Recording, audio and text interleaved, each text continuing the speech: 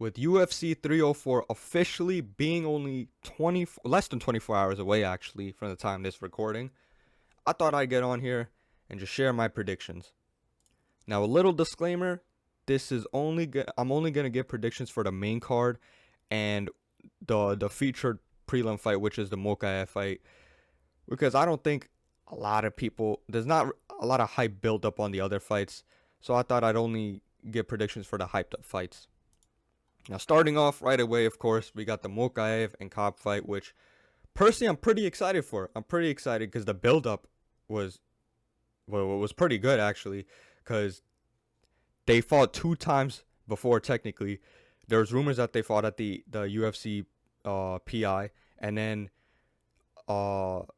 just the other day we seen footage of them getting into an altercation in a hotel lobby or something. So technically, this is a third fight.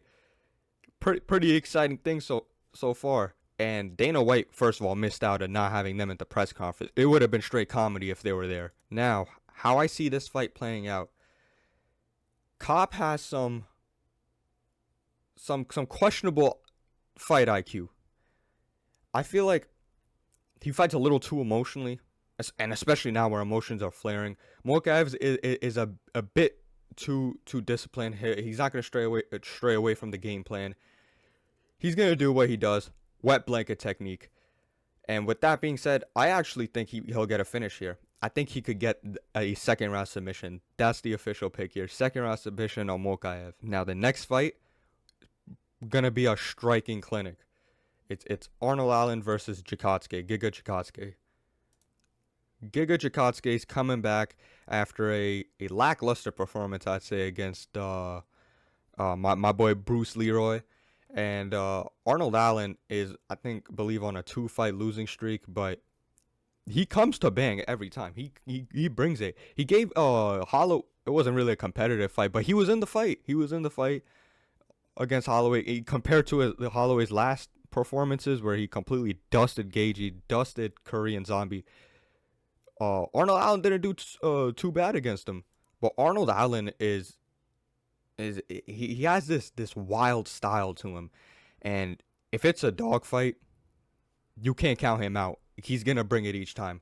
And Giga, he's extremely technical, extremely fluid with his kicks, but his last fight, he wasn't applying the pressure on Bruce Leroy as much as I would have liked him to apply pressure, especially on his last fights before getting completely battered by Calvin Kattar.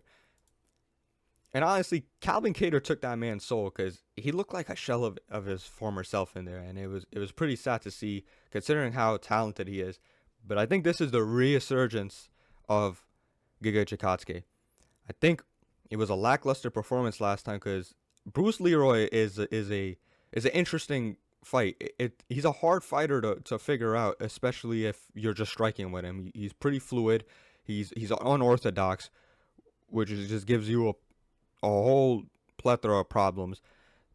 I feel like we're gonna see a better Giga Chikadze now, a much more technical, and we might see signs of his former self. I feel like he could get it done. So official pick here is Giga Chikadze by decision. I know this is gonna be a very unpopular pick. Now next up we got Christian Leroy Duncan versus Gregory Rodriguez. This fight is pretty interesting. I think this is the knockout of the night, is gonna go to either one of these two. I believe so. Both of them are straight. They got straight rocks for hands. They got straight nukes as hands. They'll be putting anyone's lights out. Now, it's also kind of an obvious pick here, and that would be Gregory Rodriguez, RoboCop by KO, second round. And the reason I say this is because Christian Leroy Duncan is good. He's a finisher, but his resume, his experience does not live up to RoboCop's. RoboCop's been in there with some dogs. I mean, he started the downfall of Julian Marquez. I don't know if you guys remember him, but he was low-key an up-and-comer, like low-key up-and-comer. A lot of you probably remember his nickname, Cuban Missile Crisis, which is, I don't know what bro was thinking with that nickname. But he started the downfall of that man. And he's beat some notable opponents like Brad Tavares. and they're all by finishes too. And on the other hand, Christian Leroy Duncan just hasn't really faced the same level of opponents that RoboCop has faced. Even though RoboCop has lost to some of them, I just feel like the experience is just gonna get him through it, and he'll get the knockout in the second round. Now, next up, we got a banger: Bobby Green versus Paddy Pimblett. Now, next up, we got Bobby Green versus Paddy Pimblett. This is low key about to be a banger of a fight. And if history has taught us anything for this year, is that the new age, the new age of fighters are getting straight bodied by the old age fighters. Example one would be Benoit Saint Denis versus Dustin Poirier. Everybody thought, oh yo, Poirier's time is done. He's part of the old. And an example of this would be Dustin Poirier versus BSD. Everybody thought BSD was about to be the next top 3 of the lightweights. He's about to potentially fight for the belt very soon. He's very talented, which he is, but Dustin Poirier went in there and just smacked the shit out of that man. Just smacked him up, pushed straight hands on him. Another fraud check was from Bobby Green himself against Grant Dawson. Grant Dawson was another up-and-comer, getting straight finishes. Bobby Green comes and just mops him too. Straight fraud check. This is the year of the fraud checks.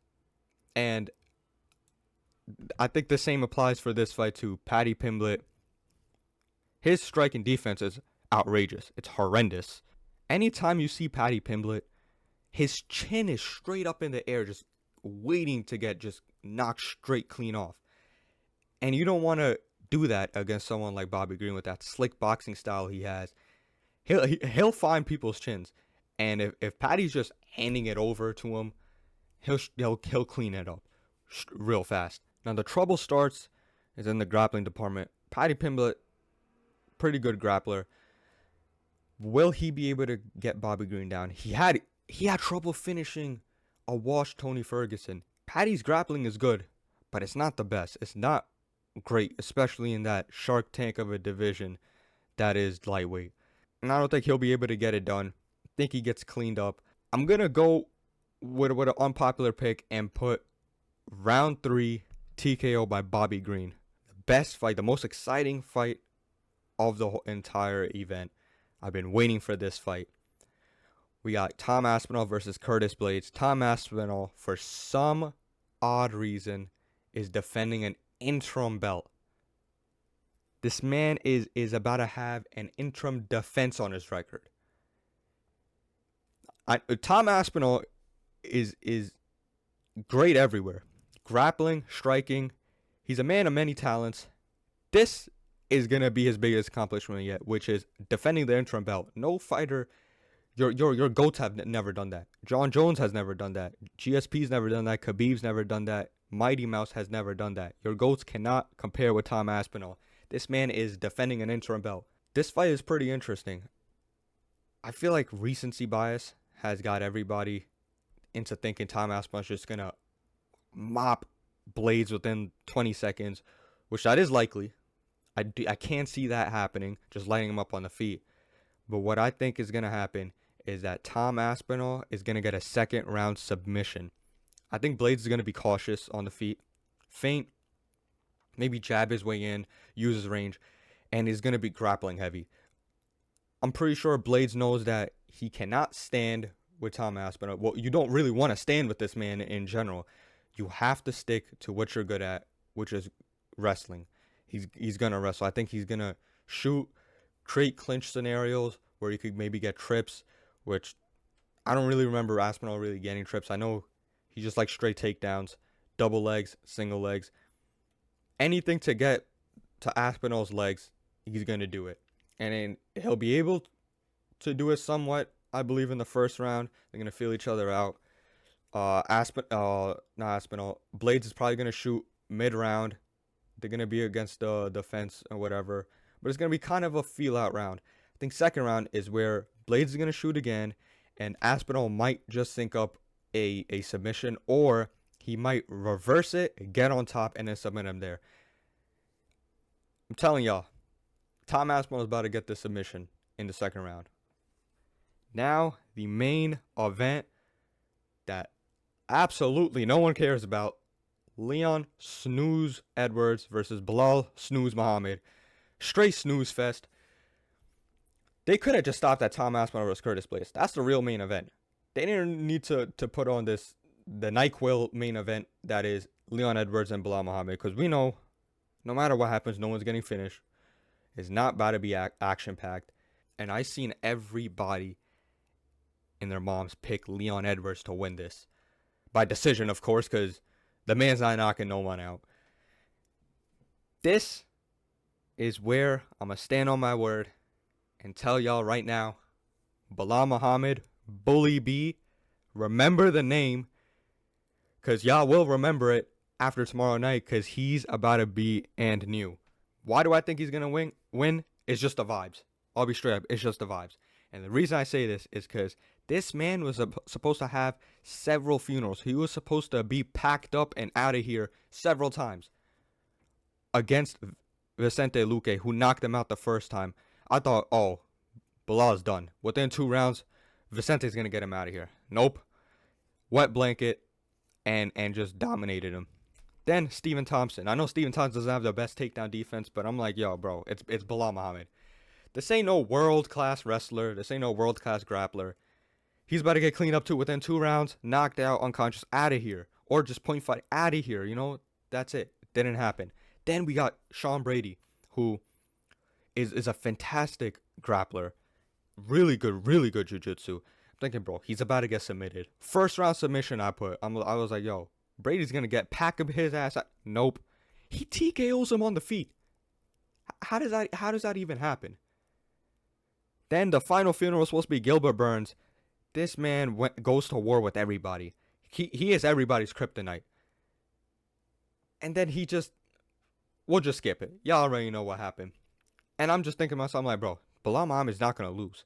He's just not going to lose. This man is just going to go straight to the title and win it. By decision, of course. And that's the official pick. Belal Muhammad is... I actually genuinely think that he's going to outclass Leon Edwards. I really do. A lot of people count him out. And you got to give him credit. He's been getting better with each fight. He stays very disciplined to the game plan. He doesn't put himself in terrible positions or terrible situations. Whereas Leon Edwards just fights like how I fight in my dreams. There's no urgency, no nothing. He fights like he's scared to hurt his opponent, which I don't know what's up with that, but I do think Belal Muhammad is going to outclass him. I think it's going to start off slow. Belal's going to put the pressure on him straight off, and it's just going to continue like that. Edwards is going to get straight pressured. No more headshot dead. That shit's about to be long gone. We should have kept that shit in 2022, and that's where it's going to go back. Well, that's it, guys. Of course, let me know who y'all got in UFC 304.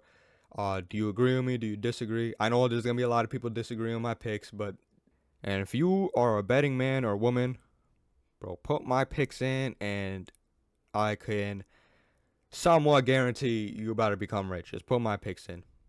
Damn, son, where'd you find this?